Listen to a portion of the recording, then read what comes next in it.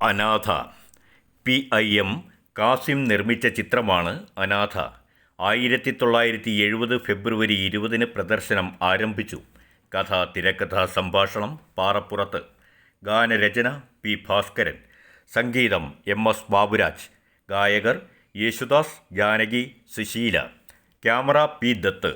അഭിനയിച്ചവരും കഥാപാത്രങ്ങളും: Prem Nazir, Ravi, TS Muthaiah, doctor Vasudevan, Adoor Bhasi, Panicker, Sheela, Radha, Kaviyoor Ponnamma, Sarojam, Jayabharathi, Rama, Meena, Kamalam, Sreelatha Namboothiri, Rajani, Bahadoor, Sadan. കൂടാതെ Ummer, TP Radhamani, master Pramod, master Pradeep, baby Radhika, Kuttan Pillai എന്നിവരും വേഷമിട്ടു. സംവിധാനം JD തോട്ടാൻ, M. കൃഷ്ണൻ നായർ.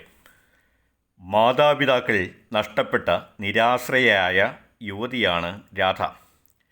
സുന്ദരിയും സൽഗുണ സമ്പന്നയുമായ അവൾ അഭയം തേടിയത് മദിരാശിയിലെ ഒരു പ്രമുഖ കോൺട്രാക്ടർ പണിക്കരുടെ വീട്ടിലാണ്.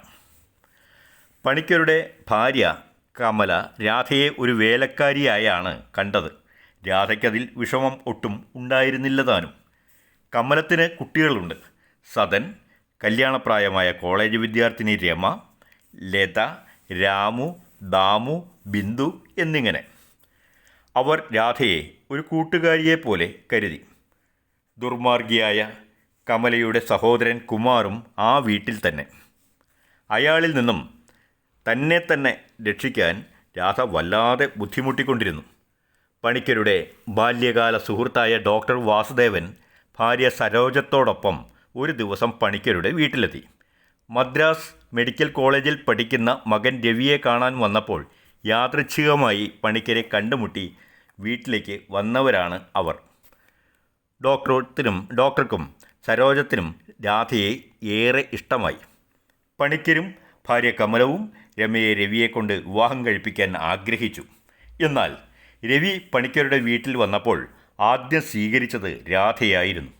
രാധയെ കണ്ട മാത്രയിൽ തന്നെ അവന് അവളോട് സ്നേഹം തോന്നി. രമ തൻ്റെ ഭാവി വരനായി കരുതിയ രവിയുടെ അടുത്ത് ഇടപഴകാൻ ശ്രമിച്ചപ്പോഴൊക്കെ അവൻ ഒഴിഞ്ഞു മാറാൻ തുടങ്ങി. ഇതിൽ നിരാശിതയായ രമ രവിക്ക് രാധയെയാണ് ഇഷ്ടമെന്ന് തിരിച്ചറിഞ്ഞു. അതോടെ ശത്രുത തോന്നിയ രമ രാധയെ കഠിനമായി ദേഹോപദ്രവം ഏൽപ്പിച്ചു. കുമാർ ഒരു നാൾ തൻ്റെ മൃഗീയ അഭിലാഷങ്ങളുമായി രാധയുടെ മുറിയിൽ കയറി. രാധ അയാളെ ആട്ടി ഓടിച്ചു. പണിക്കരുടെ മൂത്ത മകൻ സദൻ്റെ കല്യാണ ദിവസം. അവൻ്റെ ആഗ്രഹം സിനിമയിൽ ഗാന സംവിധായകനാകുക എന്നതായിരുന്നു. അന്ന് അതിഥികളായി എത്തിയവരുടെ കൂട്ടത്തിൽ രവിയും വാസുദേവനും സരോജവും ഒക്കെ ഉണ്ടായിരുന്നു. തൻ്റെ മനസ്സിലെ ആഗ്രഹം രാധയോട് പറയാനായി രവി അന്ന് രാത്രി രാധയുടെ മുറിയിലെത്തി.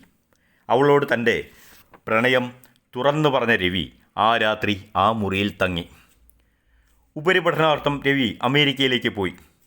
വിവരങ്ങൾ മനസ്സിലാക്കിയ രമയും കമലവും അവളെ ക്രൂരമായി മർദ്ദിച്ച് വീട്ടിൽ നിന്നും ഇറക്കി വിട്ടു. തിരുവനന്തപുരത്ത് ഡോക്ടർ വാസുദേവൻ്റെ വീട്ടിൽ രാധ അഭയം തേടി.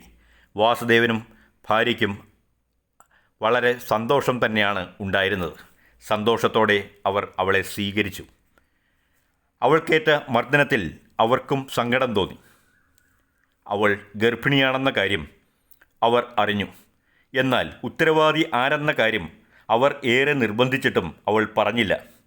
ഗർഭിണിയായ അവളെ അവർ ഇറക്കി വിട്ടില്ല. രാധ ആശുപത്രിയിൽ വച്ച് പ്രസവിച്ചു. കുട്ടിയെ കൊണ്ടുവന്ന വാസുദേവൻ പ്രസവത്തോടെ രാധ മരിച്ചുപോയെന്ന് സരോജത്തോട് പറഞ്ഞു. അവർ കുട്ടിയെ വളർത്താൻ തുടങ്ങി. എന്നാൽ അതിൽ അയാളുടെ മകൾക്ക് ശക്തമായ എതിർപ്പുണ്ടായി. വാസുദേവൻ കുട്ടിയെ ഒരു ലേഡി ഡോക്ടറെ ഏൽപ്പിച്ചു. രവി അമേരിക്കയിൽ നിന്നും മടങ്ങിയെത്തി. രാധയെ അന്വേഷിച്ചു. രാധ മരിച്ചെന്ന വിവരമറിഞ്ഞ് അയാൾ നടുങ്ങി. രാധയുടെ ഗർഭത്തിൽ പിറന്ന കുട്ടി തൻ്റേതാണെന്നും ആ ഗർഭത്തിന് ഉത്തരവാദി താനാണെന്നും രവി മാതാപിതാക്കളെ അറിയിച്ചു. ലേഡി ഡോക്ടറിൽ നിന്നും കുട്ടിയെ തിരിച്ചു കൊണ്ടുവരാൻ പോയ രവി അവിടെ വച്ച് രാധയെ കണ്ടുമുട്ടി. ഡോക്ടറിൽ നിന്നും വിവരങ്ങൾ മനസ്സിലാക്കിയ രവി സന്തോഷത്തോടെ രാധയെയും കുഞ്ഞിനെയും കൂട്ടി ഒരുമിച്ച് വീട്ടിലേക്ക് മടങ്ങി.